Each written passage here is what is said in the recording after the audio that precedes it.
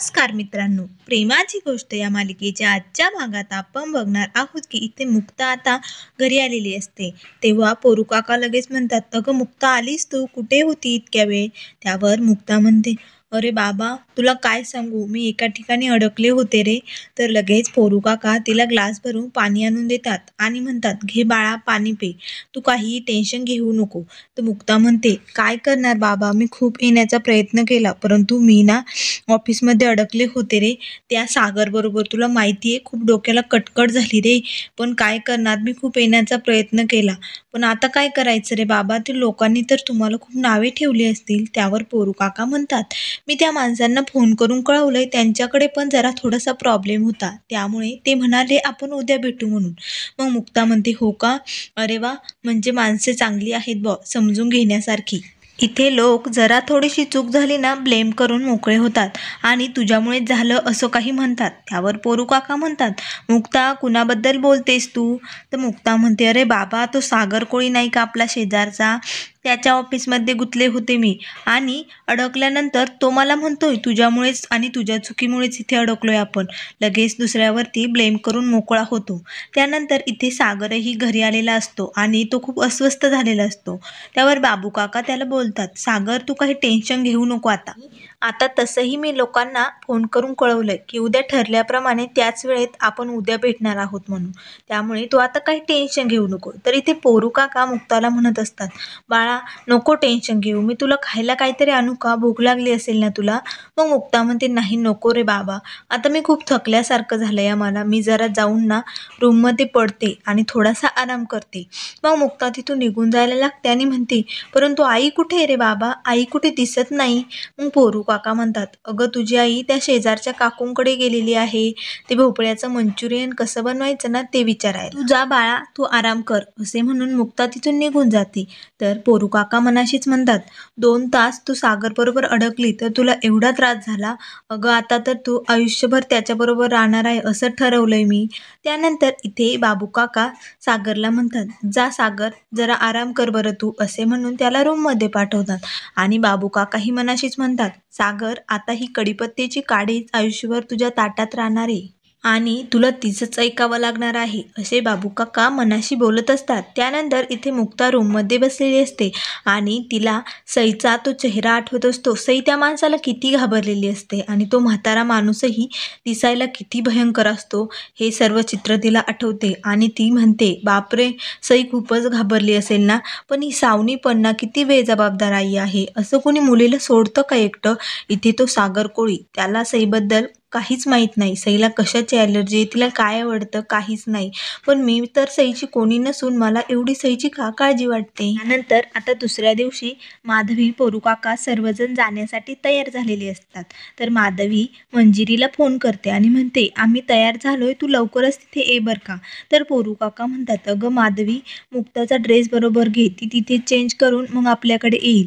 त्यानंतर लगेच माधवी म्हणते, काय ती घरून नाही येणार का आवरायला, आणि आज कुठे गेली, आज कुणाचे दात उपटायला गेली की काय, ही मुलगी ना सांगितलं तरी असं का करते ना पोरू, मला काही कळतच नाही. मग इकडे सावनीच्या घरी सई धावत पळत असते आणि माई दुधाचा ग्लास घेऊन तिच्या मागे पळत असतात आणि सई बाळा पिऊन घे असं म्हणत असतात. मग सावनी म्हणते, काय झालंय माई, काय पळापळी चालू आहे. त्यावर माई सावनीला सांगतात की सई दूधच पित नाहीये. तर लगेच सावनी सईला समजावते आणि म्हणते, बाळा असं नाही करायचं, दूध पिऊन घे बरं, तुला माझ्याबरोबर ती बाहेर फिरायला यायचं का क्लबमध्ये, आपण दोघी फिरायला जाऊ मस्त.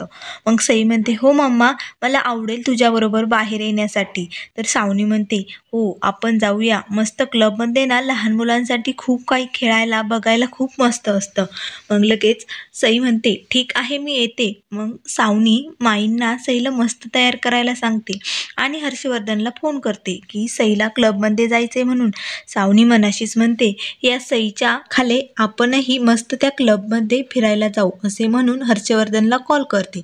त्यानंतर इथे क्लबमध्ये मंजिरी, मयुरेश, माधवी, पोरू काका सर्वजण आलेले असतात. तर मंजिरी माधवीला म्हणत असते, अगं आई, आम्ही पारची मुंज या क्लबमध्येच करण्याचं ठरवलं होतं, परंतु इथे ना जागाच मिळाली नाही आम्हाला. त्यावर मयुरेश म्हणतो, अगं मंजिरी, इथे मेंबर्स आहेत आणि जे त्यांचे मेंबर्स असतात ना त्यांनाच ते फक्त जागा देतात. तर माधवी मात्र खूपच खुश झालेली असते. मयुरेश म्हणतो, आई, तुम्ही खूप लकी आहात. हे बघा, इथे खूप मस्त जागा मिळाली तुम्हाला. त्यावर माधवी म्हणते, हो ना बाई, खरंच. आणि ती माणसे पण खूप चांगली असतील ना, एवढं चांगले जागेत भेटायला येऊ राहिलेत म्हटल्यानंतर. तेवढ्यात मंजिरी म्हणते, हो सगळं ठीक आहे, पण ती उत्सवमूर्ती कुठे आपली, कुठे गेली मुक्ता? मग माधवी म्हणते, ते काय, ते बघा तिकडून आली आपली मुक्ता. मग लगेच मुक्ता आल्यानंतर म्हणते, सॉरी सॉरी हा, मला यायला खूपच उशीर झाला ना, पण काय करणार आहे, मी येऊ शकले नाही लवकर. पण मंजिरी म्हणते, अगं जाऊ दे ना, आता तू आली आहेस ना, मग जा, मस्त असा मेकअप करून घे, त्या लोकांसमोर मस्त दिसली पाहिजे की नाही तू. मग मुक्ता म्हणते, ठीक आहे. हेच माधवी म्हणते, मयुरेश, मला आहे ना सोन्याची चैन आणायची होती त्या मुलासाठी, कारण आपल्या मुक्ताला जर तो मुलगा पटला आणि त्यांनी जर होकार दिला तर त्याला काहीतरी द्यायला हवंय ना. मी ती काढून ठेवली होती, परंतु ती घरीच राहिली, मग आता काय देणार मी त्याला? जर पसंती झाली तर काहीतरी तरी द्यायला हवंच ना. तर लगेच मयुरेश माधवीला म्हणतो, आई, तुम्ही काही काळजी करू नका, इथे खाली ज्वेलरीचं दुकान आहे, चला बरं आपण दोघे जाऊन मस्त काहीतरी घेऊन येऊया. मग इथे बाहेर आल्यानंतर माधवी आणि मयुरेशला लक्की भेटतो आणि लक्की विचारतो, माधवी काकू, तुम्ही इथे काय करताय? तर लगेच मयुरेश म्हणतो, तुला का सांगू आम्ही, तुझी जागा आहे का ही? तर लगेच माधवी मयुरेशला शांत करते आणि ते दोघेही तिथून निघून जातात. मग लक्की मनाशीच म्हणतो, मी तर फक्त त्यांना मिहिका कशी हे विचारणार होतो, आणि हे लोक जर अशीच वागत राहिले तर ते मला मिहिकाजवळ कधीही जाऊ देणार नाही. नंतर मग इथे सावनी, माई व सई आलेले असतात. सई खूपच खुश असते. तर सावनी माईंना म्हणते, बघितलंस माई, पैसा जर असेल ना, लहान मुले काय मोठी माणसे काय सर्वजण खुश असतात. मग सई म्हणते, ए मम्मा चल ना ग, आपण दोघी खेळणार होतो ना, चल ना तू. त्यावर सावनी म्हणते, नाही सई, माझी पार्लरमध्ये अपॉइंटमेंट आहे, तुम्ही दोघी खेळा इथे, मी पटकन जाऊन येते, नाहीतर तुझ्या मम्माचा स्किन खराब होईल ना. स्किन डल झाल्यानंतर सगळे लोक काय म्हणतील, सईची मम्मा चांगली नाही दिसत, मग तुला आवडेल का असं? तर सई खूप नाराज होते. सावनी म्हणते, माई, हिच्याकडे लक्ष द्या, मी पार्लरमध्ये जाऊन येते. सावनी तिथून निघून गेल्यानंतर सई मात्र खूप अपसेट होते आणि ती नाराज होऊन तिथेच बसलेली असते. माई म्हणत असतात, सई बाळा चल ना, आपण दोघी खेळू. तर सई म्हणते, नाही, मला नाही खेळायचं. त्यानंतर आता इथे स्वाती आलेली असते. तर स्वाती म्हणत असते, अहो सागर कोळी यांनी कुठे जागा बुक केली बघा ना जरा. तेवढ्यात मंजिरी तिला दिसते. मग लगेच स्वाती त्या मॅडमला म्हणते, अहो इथे कसले कसले लोक येत आहे ना, काय माहिती, तुम्हाला सागर कोळी माहिती आहे ना, हा भाऊ आहे बरं का. मग मंजिरी म्हणते, हो का, पण त्यांनी विचारलंय तुझा भाऊ कोण आहे, तो CEO आहे, काही विचारलंय का तुझ्या भावाबद्दल? मग तू कशाला सांगते?